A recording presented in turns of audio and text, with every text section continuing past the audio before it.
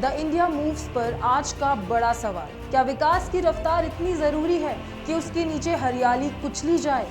नमस्कार, मैं प्रियंका और आप देख रहे हैं द इंडिया मूव्स। आज हम बात कर रहे हैं एक ऐसे मुद्दे की जिसने केवल हैदराबाद ही नहीं बल्कि पूरे देश की आंखें खोल दी हैं। तेलंगाना की राजधानी हैदराबाद, जहां विकास के नाम पर जो कुछ हुआ है वो सवाल खड़े करता है। क्या पेड़ों की कोई कीमत नहीं? क्या जानवरों के घर उजाड़ कर हम अपना भविष्य संवार सकते हैं?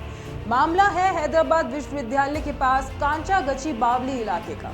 यहाँ लगभग 400 एकड़ की जमीन पर 30 मार्च से पेड़ों की कटाई शुरू कर दी गई थी। और यह कोई सामान्य कटाई नहीं थी, यह थी एक योजनाबद्ध बड़ी स्तर पर हरियाली का सफाया।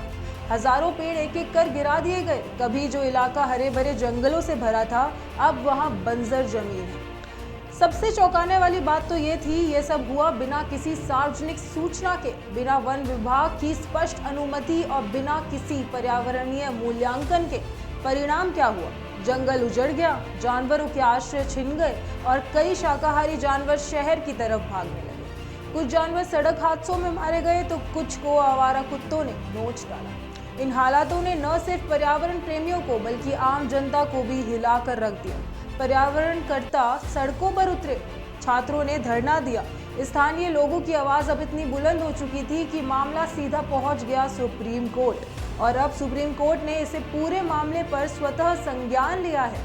Justice B R. गवई और जस्टिस ऑगस्टीन मसीह की बेंच ने कड़ा रुख अपनाते हुए तेलंगाना सरकार से सीधा सवाल किया, पेड़ों को काटने की इतनी जल्दी भी क्या थी। कोर्ट ने एक वीडियो का हवाला देते हुए कहा, हमें यह देखकर चिंता हुई कि जानवर इधर उधर भाग रहे हैं और कुत्ते उन्हें खदेड़ रहे हैं। यह पर्यावरण के लिए खतरे की घंटी है। सुप्रीम कोर्ट ने अपने आदेश में कहा, अब एक भी पेड़ नहीं काटा जाएगा। तेलंगाना सरकार को 100 एकड़ जमीन पर हरियाली की बहाली के लिए योजना पेश करनी होगी। वन्य जीवों की तत्काल सुरक्षा सुनिश्चित की जाए। अगली सुनवाई 15 मई को होगी और तब तक कोर्ट ने साफ कर दिया है, अगर नियमों का उल्लंघन पाया गया तो राज्य के मुख्य सचिव को व्यक्तिगत रूप से जिम्मेदार ठहराया जाएगा। अब गौर करने वाली बात तो यह है कि सरकार का दावा है कि यह जमीन राज्य की है, विश्वविद्यालय की नहीं। लेकिन असल सवाल ये नहीं है कि जमीन किसकी है, सवाल तो ये है कि वो पेड़ किसके थे। और जवाब बिल्कुल साफ है, वो पेड़ हम सबकी सांसों का हिस्सा थे। वो जंगल, वो जानवर, वो हवा, ये सब हमारे अस्तित्व से जुड़े हैं। ये सिर्फ एक पर्यावरणीय मुद्दा नहीं है, ये सवाल है, क्या हम अपने भविष्य को ही काट रहे हैं? क्या विकास की कीमत अब हमारे जंगल, जानवर और सांसें चुकाएंगी? अब अदालत की सख्ती से कुछ उम्मीद तो जगी है। हो सकता है हरियाली लौटे, हो सकता है संवेदनशीलता फिर से जागे।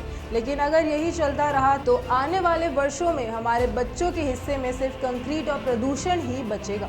यही सोचिए और याद रखिए, पेड़ बचे तो कल बचेगा। ऐसी ही और जिम्मेदार और जागरूक पत्रकारिता के लिए देखते रहिए द इंडिया मूव्स।